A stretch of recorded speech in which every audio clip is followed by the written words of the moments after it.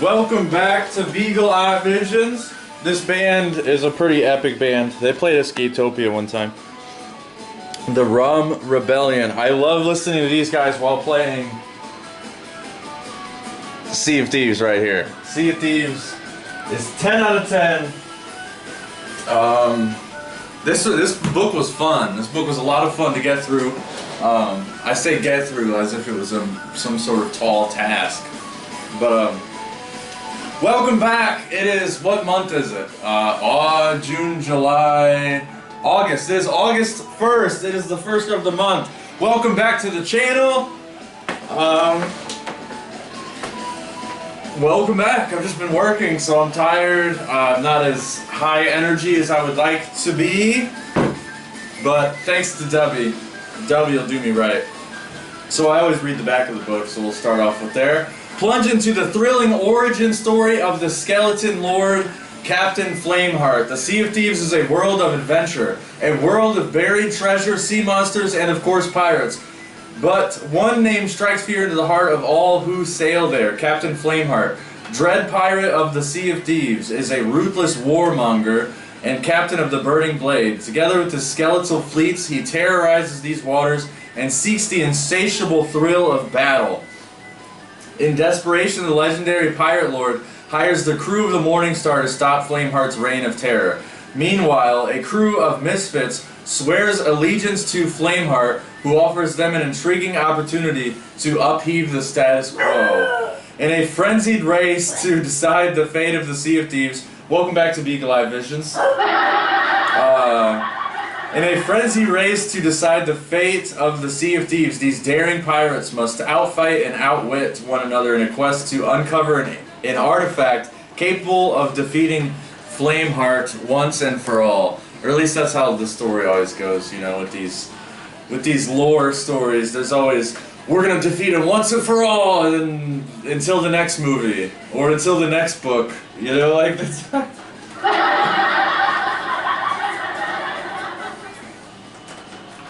This book was a lot of fun to read, so much fun. I enjoyed every minute of it. I wanted to reread it again, but I gotta start working on the next book review, which I have no idea what is the next book review gonna be. I'll figure it out. I'll post it on YouTube. Most of you guys don't even engage with the YouTube channel anyway, so I'll do it for no reason. I'll post the next book when I decide. And then Halloween's coming in pretty fast. Halloween's coming in hot, so I can't wait to be getting to the H.P. Lovecraft. The H.P. Lovecraft season, everybody. I can't wait. It's going to be so much fun. I'm very excited. So, Sea of Thieves, Heart of Fire. Historian's note. This story takes place roughly 8 years before the events of the Seabound Soul, the fateful day that saw Sir Arthur Pendragon and a pirate crew inadvertently revive the notorious skeleton lord, Flameheart. The prologue takes place roughly 2 decades prior to the rest of the adventure. So, yeah, right away you get where we're at in the timeline. The author knows his stuff, man. Shout out to the author, Chris Alcock. He's a fantastic writer. I guess he's been doing a lot of stuff in Hollywood, but I don't, if he's a celebrity, that means I'm gonna pay less attention if he is a celebrity. Prologue. The Magpie's Wing. Our tale begins with a character revealed as Captain Ramsey on a moonlit night. Ramsey struggles to get any sleep, so he decides to chill in his captain's chair and reflect.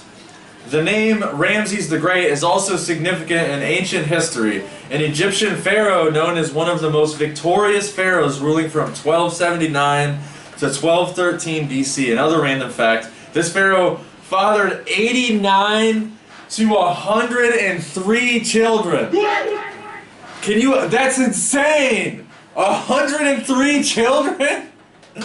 I can't even handle one beagle. Financially, I can't financially. He was a pharaoh, so he had like gold and he had all the doubloons and stuff, you know what I mean? But we don't know how many exactly children he had because it's lost to time. I don't know why I looked that up. I just thought it was really interesting. But you gotta look stuff like that. Look up the etymology, look up the roots.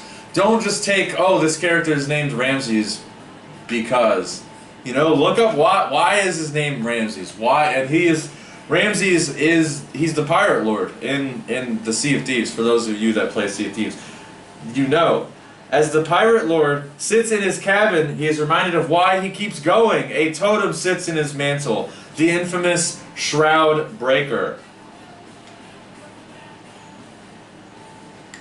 Ramsay and his crew faced the brutal waters of the Devil's Shroud to achieve this mysterious artifact and barely made it out alive. Rumors of an island so littered with gems and gold that even the sands are formed with the precious gold. So imagine coming up on an island to where it's not even sand. Well, it's like maybe sand with gold. Wouldn't that'd be hot actually? If it was melted gold and it was just sitting in the sun all day, you wouldn't be able to walk. Oh, I guess pirates usually have boots typically, but still, that'd be so amazing. I would love to see that. Where is the shore of gold at? I need to see it. I need to see it immediately. Even my name in Sea of Thieves is even Goldhawk on my Microsoft. I hate Microsoft. So Microsoft is basura. Terrible, terrible garbage. Well, anyways, up to page 19, the crew of the Magpie's Wing anchors at a nearby island and sees a fire that has been hastily extinguished. The group rushes back to the ship to raise anchor just as cannonballs from an unseen ship hit the Magpie's Wing coming from the other side of the island. So it's a pretty crazy scene. I know I'm not doing it justice whatsoever because I'm still half asleep, even though I slept all day. What time is it? It is 4 o'clock. I slept until 2 o'clock and I'm still tired and sore. I need to work out and like get more exercise. I don't know if I'll work out. I'll probably skate, to be honest. Working out's so boring. Skating is where it's at. I need to skate more. Probably tomorrow we might go to the skate park. No, we'll probably go to the skate park today and play some Pokemon. I don't know. See, I'm going off on tangents a lot as usual. The group rushes back. Okay, so they get back to the ship as they have cannonballs. The ship is getting fired upon. The sails are dropped as the crew tries to get out of range. Curving around the island, they see the infamous ship known as the Burning Blade. And again, I'm going to be saying this a lot this video because this is a very special book review where it ties in with a current video game that is active, unlike Mirror's Edge, unfortunately. I'm still sad about that. Man, that sucks. EA is garbage. I just gotta say that out loud. EA is absolute garbage. And I'm chugging all of my Japanese soda way too fast because of how half asleep I am.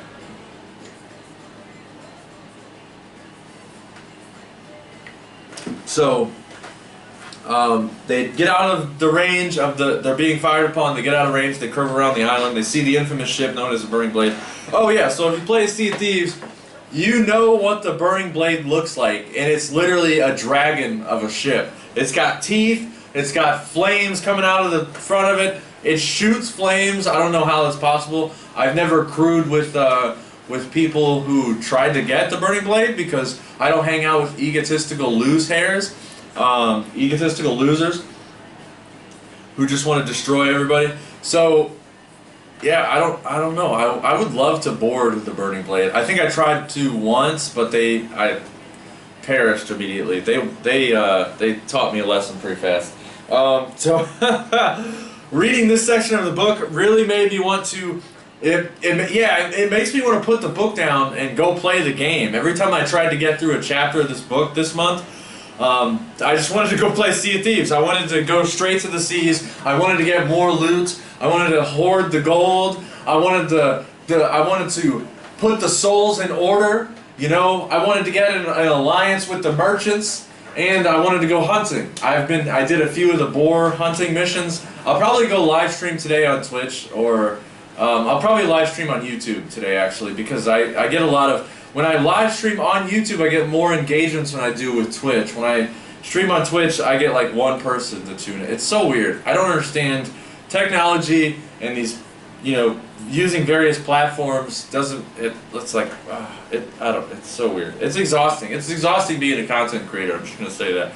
It's not easy. So reading this section of the book, maybe want to pick up the controller, made me want to put the book down and pick up the controller. The short battle is described so well, and it got me fired up for the rest of the book. It is an epic prologue. Very, very, very well written. Shout out to the author, dude. Chris, he did a phenomenal job. I got a little bit of Japanese soda left, luckily, so that's awesome. So now we're getting to, the prologue is over, now we're getting to chapter 1, The Morning Star. Here we meet a character named Jill, a shipwright's apprentice who has dreams of adventure on the high seas. One night, while working on a ship, she overheard that the crew of the Morning Star had made an alliance with the Pirate Lord. And the Pirate Lord is obviously very legendary. He's very well known on the seas. The alliance was made after the Morning Star had been destroyed by a kraken. Jill and her teacher, Suki, had helped rebuild the Morning Star after the kraken destroyed it. Jill has a stakeout to be able to approach the captain.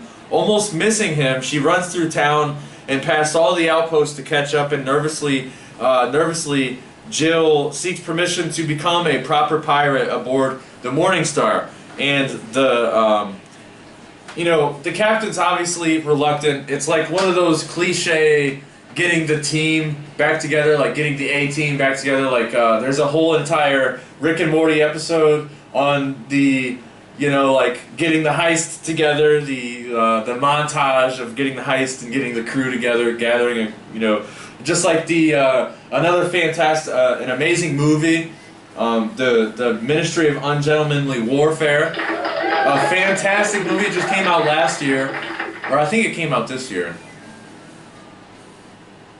No, it came out last year because I went and saw it on my birthday by myself, very alone. But it was epic. I love that movie, the Ministry of Ungentlemanly Warfare. It's got the montage, getting the crew together. It's really good, very good movie. I lost my spot. The Pirate Lord. The ship got sunk by a kraken. And then the Merchant Alliance outpost gives the crew more crates than expected, and Captain Slate, the captain of the Morning Star, realizing that he is short-handed, agrees to bring Jill on board just for one voyage. He's, like I said, he's very reluctant. He said, "Okay, youngster, you can come along for this one voyage, and then I gotta take you back to your parents' house." It doesn't say that Suki is Jill's parents. I don't remember actually. I didn't write much of that type of lore into the notes because I understand that people do not read books. And this book is very underrated, and people need to read it more. In fact, I think you can get this book for free on Amazon, but I'll check at the end of the book review.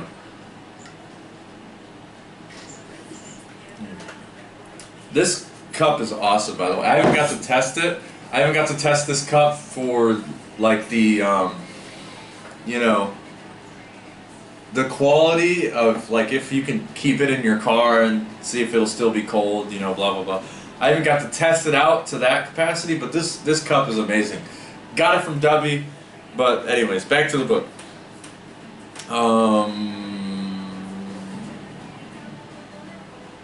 Okay, so a random encounter occurs as a solo sloop approaches the Morning Star, because this is the Morning Star has already set off.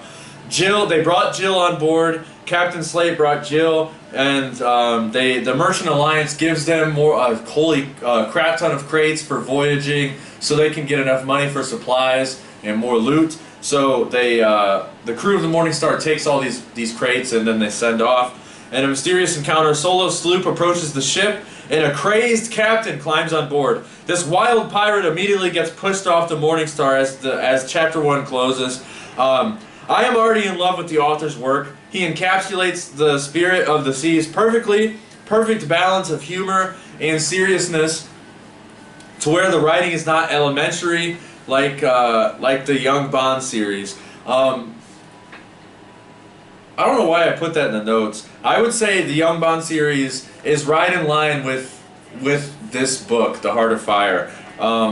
Neither of them are elementary, but you can tell, like, I'm over 30 years old. You can tell when you read certain books, they have like this, they have this like sort of Disney feeling to it. It's kind of weird, but it's cool because it's not Disney. Disney's horrible and wicked. But yeah, like the Young Bond series by Charlie Hickson. I don't know why I put that in the notes. Chapter 3. Chapter 3 begins as the Morningstar crew finishing their Merchant Alliance voyage. As the captain is about to send Jill home, a random person boards the Morningstar crew. Boards the vessel, telling the captain that the pirate lord urges the crew to speak to him. And as he's telling the captain this, the mysterious stranger who comes aboard their ship, sort of looks over at Jill and says, "The pirate lord wants a meeting with you and your crew." And then he looks at Jill. So it's like the pirate lord finds out that Jill is brought aboard. So it's like, what's going to happen? You get kind of nervous. There's a weird air of mystery in the air. A weird air of mystery in the air. Gosh, I need more sleep and probably less caffeine. At the tavern built only for legendary pirates, the pirate lord informs Captain Slate of a rumor he heard about Captain Flameheart and how to find him. Slate reluctantly takes the guest on the ship in fear of his crew and his ship. The pirate lord ensures that Slate's crew is the one for the job. The pirate lord worries Flameheart is gaining power to such a degree that he will end up destroying all who sail the Sea of Thieves. After the 4th chapter, we get a little interlude. The interlude tells us of Captain Flameheart's early life. He adopts a child as he grows up and basically ends up leaving this child to thrash the seas. Flameheart himself also has a lot of unresolved daddy issues, which might be the reason why he wants to cause so much destruction on the seas. The main reason why I am not a fan of Flameheart or any rotten scallywags that wants to follow in his immoral shadow. Captain Flameheart is a joke with no punchline.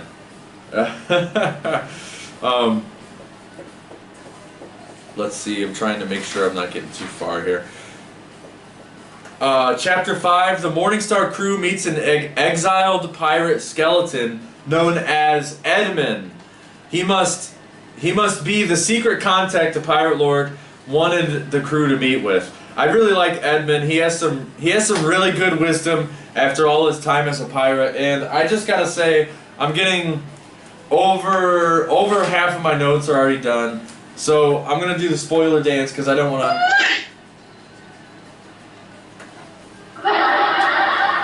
That was not the spoiler dance, but we're getting far enough into the book to where if you haven't read this book, shut the book review off.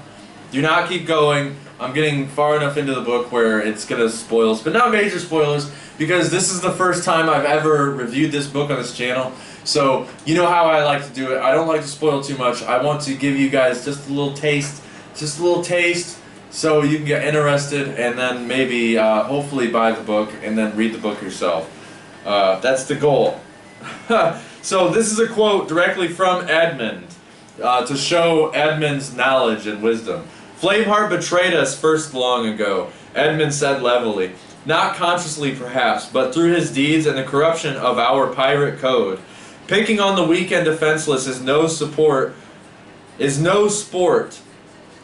Raising an outpost to the ground and leaving the gold to bubble and melt," he sighed.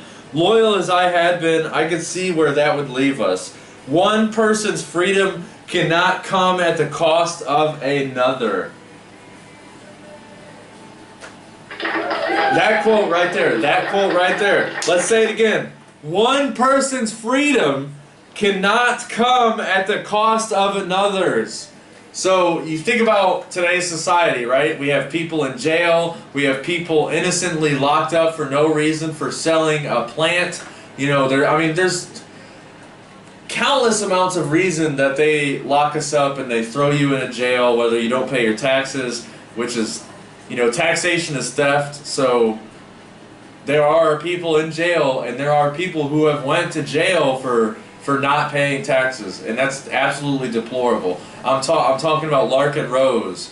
Larkin Rose, I think, and his wife have been to jail for taxation. And taxation is completely theft. It's immoral. The government has no right to tax anybody. No employer has no right to tax anybody. We own 100% of our bodies, so we should get 100% of our paycheck. It's literally that simple. And if you want to argue with me in the comments, I'll probably just ignore you because you're an idiot. If you don't understand that simple principle, you got a lot of work to do, basically. You got a lot of work to do if you don't understand that taxation is theft. And that's not even, that's just scratching the surface. At page 100, I begin to notice that the book is written in a sitcom style format where the audience is following two different ships simultaneously. So there's one chapter on the Morning Star, and then there's another chapter on the Prideful Dawn. The Morning Star, but also I already said that. The evil, immoral pirates who stole the ship of the Prideful Dawn at an outpost. This far in the book, the Prideful Dawn sailed to the Reaper's hideout, and at chapter 6, we learn that Flameheart seems to have recruited this crew. Flameheart recruited the Prideful Dawn, yeah. I haven't spoke about much... I can't talk. I haven't spoke much about this ship, because like I said, they're immoral degenerates, but I also don't want to spoil much of the story. People need to read more books. Read more books! Read more books! I'm going to say it every book review. Read more books! So, the Reapers recruit the losers of the Prideful Dawn, because the Reapers are losers themselves, so it takes one to know one. They repair the Prideful Dawn, restore them with supplies, and then send them off. We don't know who the Prideful Dawn ship is chasing, but I am positive from context clues that it is the Morning Star. I have to mention again that the writing is fantastic. The author seems to be a fan of the games, and the author, Chris Alcock, definitely respects the content. Even the Ferry of the Dam is mentioned, giving the reader clues that this is definitely a timeline that exists on the seas. So let me give another cheer, because the writing is so chef's kiss. It is so freaking good. For those who do not play the Sea of Thieves, you don't really die. You don't perish. If you take too much damage or your ship sinks, you go to the Ferry of the Damned, which is just a sort of in-between realms of life and death, and then you just the Ferry of the Dam, the captain's quarters opens up after you spend a little bit of time on the ferry. The door opens up, you walk through the portal, and then you spawn on a new island, basically, and you spawn with a new ship on a new island.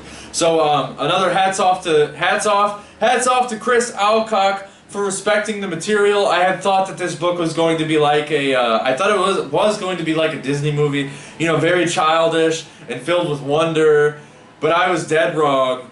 It was very close to the game, and it is grounded.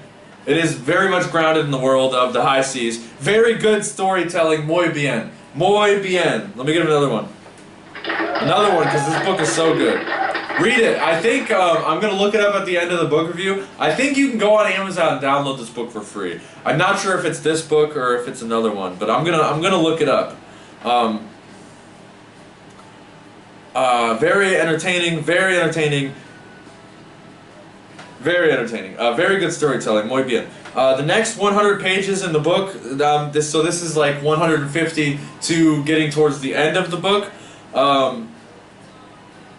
The two ships pursue the three keys to uncover the most dangerous weapon on the high seas. The pages are filled with boatloads of action. Boatloads of action. That was terrible. I'm so sorry. Pirates tricking one another and outwitting each other. Very entertaining characters and shenanigans. Very entertaining characters. The characters are awesome. The Reapers with the skeleton curse are genuinely creepy in this book. Yeah, the skeleton curse. There's a scene where, again, spoiler dance. There's a scene where somebody like goes through the skeleton curse, and in the book, the skeleton curse, as they're sailing on the mission on the voyage, the skeleton curse just slowly takes over this character, starting with his arm, and then it goes to the rest of his body, and then he's just a full-blown skeleton. By the end of the book, it is so good, and like I said, very genuinely creepy. The author knows what he's doing. The author is very, very, very, very, very good. Muy bien. I love it. I love this book.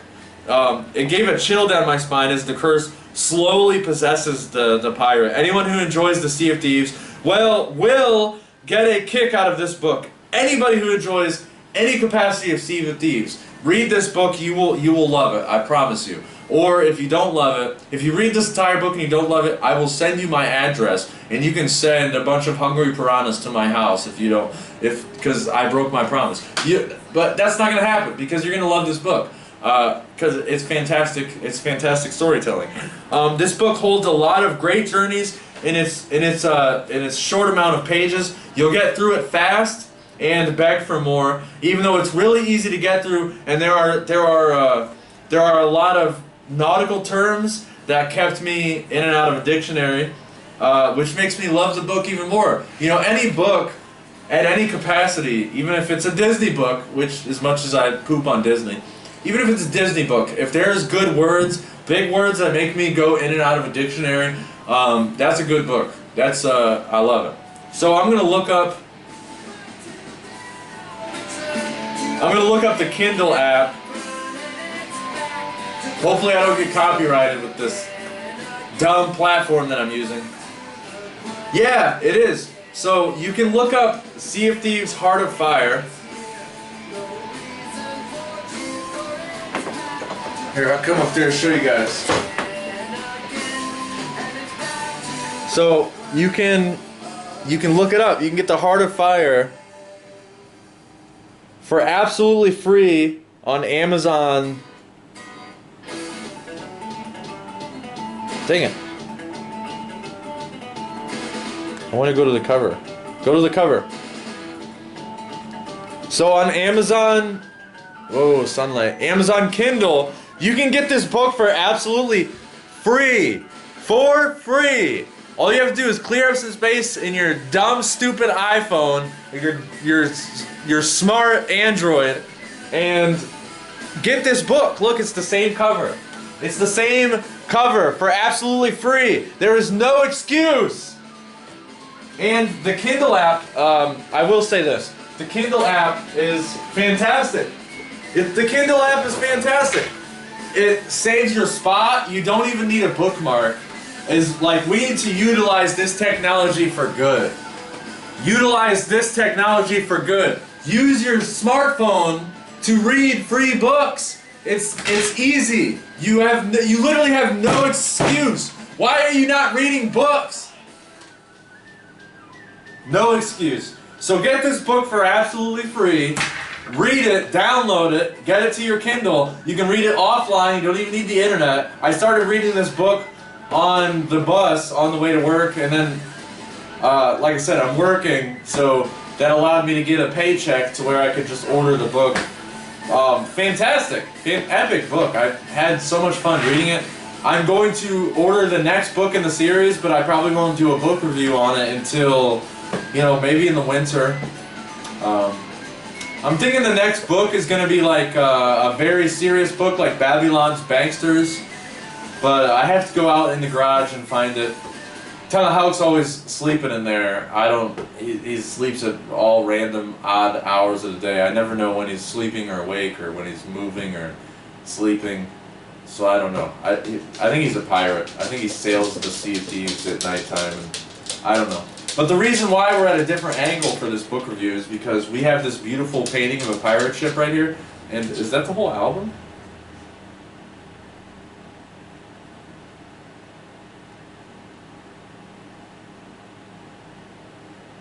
No, it's just a Spotify glitch.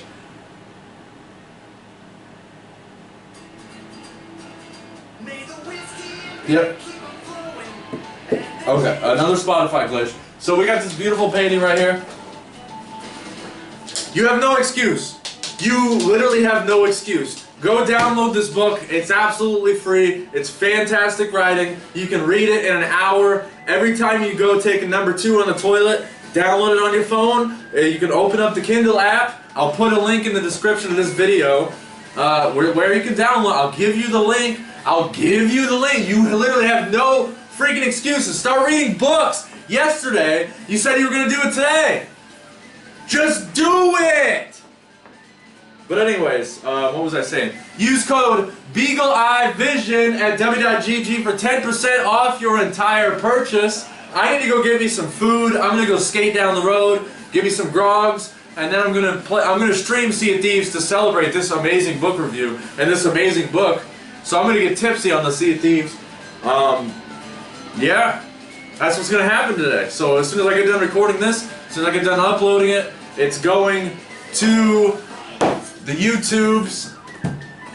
There we go. Get yourself a W cup. Man, these are sold out already, but this fantastic cup.